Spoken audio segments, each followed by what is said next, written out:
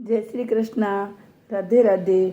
ओम नमः शिवाय। ओम शिव गोरख। ओम शिव शिव। सावन मास कथा का 11वां दिन हम सुनेंगे। हमने अष्टमी नवमी व्रत की विधि सुनी और 10वीं तिथि के व्रत की विधि सुनेंगे। भगवान शंकर ब्रह्मपुत्र सनत कुमार से बोले, और मैं तुम्हें सावन शुक्ल 10वीं तिथि के विषय में बताता हूँ, ध्यान देकर सुनो। सावन शुक्ल 10वीं को व्रत का शुभारंभ करके वर्ष के प्रत्येक माह की शुक्ल पक्ष की 10वीं तिथि को व्रत रखना चाहिए। इस प्रकार अगले सावन शुक्ल 10वीं को इसका उद्यापन करना चाहिए। राजा को राज्य की उन्नति के लिए, कृषक को खेती की उन्नति के लिए, वैश्य को व्यापार की उन्नति के लिए, स्त्री को पुत्र प्राप्ति हेतु, अन्य प्राणियों को धर्म अर्थ और अपने व्यवसाय की उन्नति हेतु इस व्रत को करना चाहिए। इस व्रत को आषाढ़ दशमी व्रत कहा जाता है। जिसको भी किसी प्रकार का दुख हो उसके निवारण के लिए सावन शुक्ल 10वीं की रात को स्नान कर व्रत का शुभारंभ करे। रात को 10 दिशाओं को फूल, पल्लव, चंदन या जौ के आटे द्वारा अपने घर के चौक को अंकित करके वहां सहिता स्त्री चिन्ह द्वारा चिन्हित करके घी से तैयार किया हुआ नैवेद्य देकर अलग अलग दीपक देना चाहिए। इसके बाद ऋतु के फल देकर अपने मनोरथ को इस प्रकार से स्पष्ट करना चाहिए, मेरी आशा पूर्ण हो, मेरा मनोरथ पूर्ण हो, मेरा कल्याण पूर्ण हो। इस प्रति मास निरंतर व्रत रखना चाहिए और ब्राह्मणों को दक्षिणा देना चाहिए। वर्ष की समाप्ति पर इसका उद्यापन करना चाहिए। सोने के चांदी की 10 दिशा रूप देवताओं की प्रतिमा बनाकर अपने सगे संबंधियों के साथ स्नानादि करके अपने घर के आंगन में भक्ति भाव से दिशाओं को क्रमश आह्वान, स्थापन, पूजा करनी चाहिए। दिशाओं के मंत्र इस प्रकार है।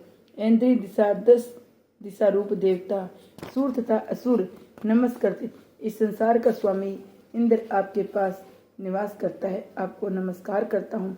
हे अग्नि, अग्नि देवता के रहने से आप अग्नि कही जाती है। आप तेज रूपी पराशक्ति है, अतः हे अग्नि आप मेरे लिए वरदानी है। हे याम्बे, धर्मराज आपके सारे संसार को चलाते हैं, इसलिए आपको सेमनी कहते हैं। हे सेमनी, आप मेरे लिए उत्तम कार्य प्रदान करने वाली है। हे आसो, हाथों में खड़ंग लिए अत्यंत विकराल रूप मृत्युदेव नैकृत्य स्थान में आपके पास निवास करते हैं, अतः आप नैकृत्य रूपा है। आप मेरी आशाओं को पूर्ण करें। हे वरुणी, भुवन के आधार, जल जंतु के अधिपति वरुण देव का निवास आप में है। हे वरुणी, आप मेरे और धर्म के कार्य के लिए तत्पर हो। हे वामपे, संसार के आदिकारक प्राण रूप वायु देव से आप अधिष्ठित है, इसलिए आप मेरे आंगन में प्रतिदिन शांति बनाए रखे। हे कुबेरी, आप उत्तर दिशा में निवास करती हो। कुबेर देव का निवास आप में है, इसलिए आप मेरे मनोरथों को पूर्ण करें। हे ऐसा नयनी, आप जगदीश शंभु से अलकृत है। हे देवी, मेरे मनवांछित कार्यों को परिपूर्ण करे। आपको नमस्कार है। नमस्कार है सारे विश्व के ऊपर निवास करने वाली सदैव कल्याण दात्री सनक नंदन सनातन और सनत कुमार आदि मुनियों के साथ रहने वाली आप सदा मेरी रक्षा करे, मेरी रक्षा करे। सब नक्षत्र ग्रह, तारांगन, नक्षत्र माता, भूत प्रेत, विनायक, भक्ति युक्त मन से जिन देवी देवताओं का मैंने पूजन किया है, वे सब मुझे अभिष्ट सिद्धियां देने वाले हो। सर्प तथा नेवले से नीचे के लोक में आप सेवित है, अतः आप मेरे ऊपर नाग और नाग कन्याओं के साथ प्रसन्न हो। उपरोक्त मंत्रों को बोलकर पुष्प, धूप आदि द्वारा अर्चन करके अलंकार, वस्त्र, फूल निवेदन करने चाहिए। रात को जागरण करना चाहिए। प्रातःकाल दोबारा प्रतिमा की पूजा करके उसे ब्राह्मणों को दे देना चाहिए। इस विधान द्वारा अर्चन और समापन पर प्रणाम करना चाहिए। फिर मित्रों तथा बंधु बांधवों सहित भोजन करना चाहिए। इस प्रकार आदर पूर्वक जो 10वीं का व्रत करता है उसकी सब इच्छाएं पूर्ण होती है। ये सनातन व्रत विशेष रूप से स्त्रियों के लिए है। ये व्रत धन, यश और दीर्घायु सब इच्छाओं को पूर्ण करने वाला है। तीनों लोकों में इस व्रत के तुल्य दूसरा कोई व्रत नहीं है। ये मोक्ष व्रत प्रदान करने वाला है। इस व्रत के तुल्य में न कोई व्रत आज तक हुआ है न आगे होगा। भगवान शंकर ने ब्रह्मपुत्र सनत कुमार से कहा, हे महामुने, श्रावण मास के दोनों पक्षों की एकादशी तिथि के दिन क्या करना चाहिए उसे सुनो। एकादशी व्रत के संबंध में मैंने आज तक किसी को कुछ नहीं बताया। ये व्रत गुप्त, उत्तम, महान, पुण्य तथा पाप ताप को जड़ से नष्ट करने वाला है। श्रावण मास में किए गए पापों को नाश करने वाला सब व्रतों में उत्तम ये पवित्र एकादशी का व्रत है। 10वीं के दिन प्रातः स्नान करके गुरुदेव की आज्ञा से वेद वेत्ता, पुराण वेत्ता, जितेंद्रिय, ब्राह्मणों का पूजन करना चाहिए। भगवान विष्णु को 16 उपचार से पूजन करना चाहिए। उनसे प्रार्थना करें, हे पुंडरीकाक्ष, मैं दूसरे दिन आने वाली एकादशी को निराहार रहकर व्रत करना चाहता हूँ, आप मेरी रक्षा करें। उस दिन गुरुदेव और अग्नि के समीप भूमि पर शयन करना चाहिए। काम क्रोध मोह को त्याग कर एकादशी के दिन प्रातःकाल भगवान विष्णु में मन लगाकर श्रीधरी का जप करते रहना चाहिए।